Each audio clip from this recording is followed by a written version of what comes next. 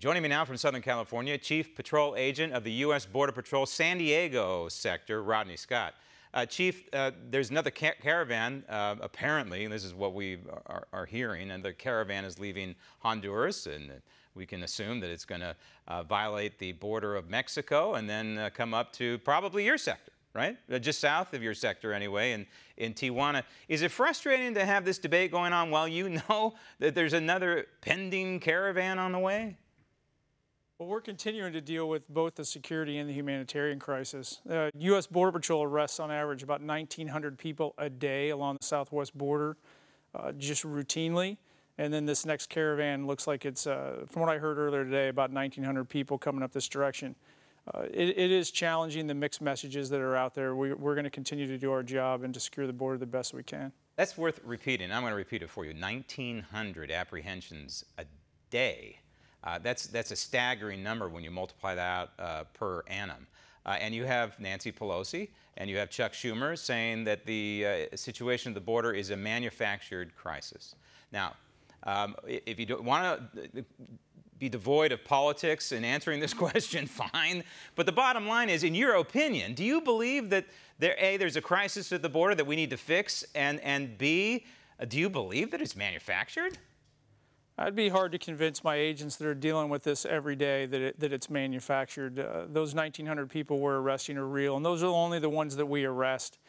More and more we're being distracted dealing with this humanitarian issue where on average I have 40 agents just here in San Diego every single day that are doing hospital watch or doing care and feeding of these Central American families that should be out patrolling the border, and that creates vulnerabilities and gaps in our enforcement along the border. What's hospital watch? What does that mean? I'm sorry. Anytime that anyone in our custody is ill, we have EMTs and paramedics that can do a real quick evaluation, but we have to take those to a local medical facility to have them evaluated by professional doctors. And then we have to maintain custody of them throughout that entire time. So an agent has to go with them. So as you said, it takes that agent away from the border and sticks them in a hospital. Correct. Right now, on average, 40 a day just here in San Diego. All right, unprecedented increase in terms of apprehensions of, quote, families. And I use the term, quote, to modify families because we know what's happening with some of these children.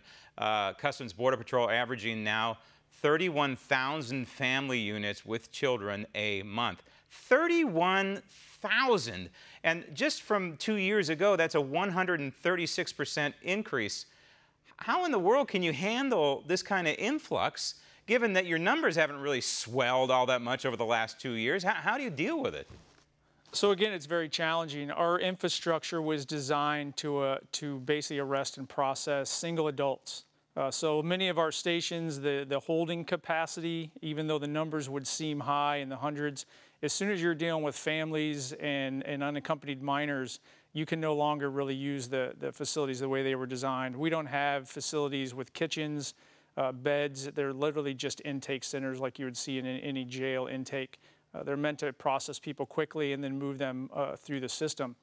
With the family groups, it's very difficult, and basically the system gets backlogged. There's not appropriate bed space or detention facilities, so it really clogs up the system and becomes very challenging. Before you were chief of the San Diego sector, you've worked in many areas of the Border Patrol, Tucson, El Centro. You also went to Washington, D.C. for a while.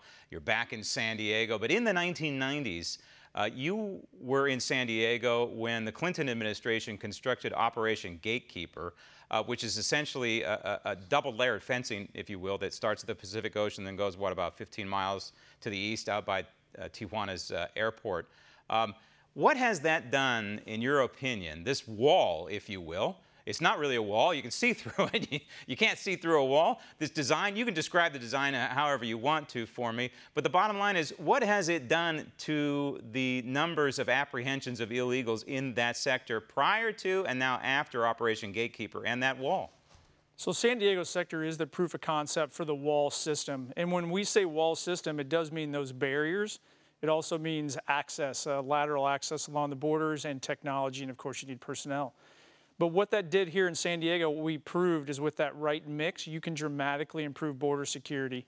We went from about a 10% effectiveness ratio back in the 90s when literally thousands of people were crossing the border in just an 8-hour shift.